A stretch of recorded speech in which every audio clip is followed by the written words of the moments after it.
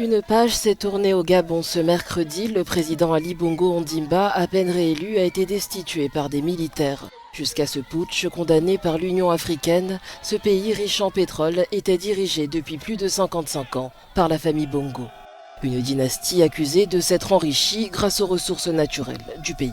Gabon, c'est un pays emblématique de la France-Afrique qui est marqué par la corruption historiquement par des grands groupes français et qui s'est développée et diversifiée depuis, marqué par le népotisme, par le fait d'avoir une famille qui détient en fait toutes les clés du pouvoir et avec certains artifices démocratiques, mais qui sont en fait complètement aux mains du régime.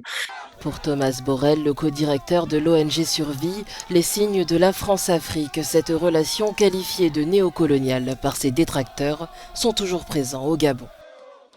Après la rupture des liens, en fait, et la France poussée vers la sortie, à la fois en Centrafrique, au Niger, au Mali et au Burkina Faso.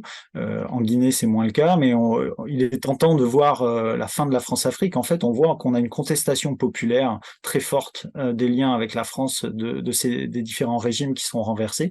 Par contre, de notre point de vue, nous, la France-Afrique se caractérise par des institutions qui sont encore en place, l'armée française en Afrique, le franc CFA, et puis par une culture paternaliste française qu'il va falloir changer, y compris au plus haut sommet de l'État français.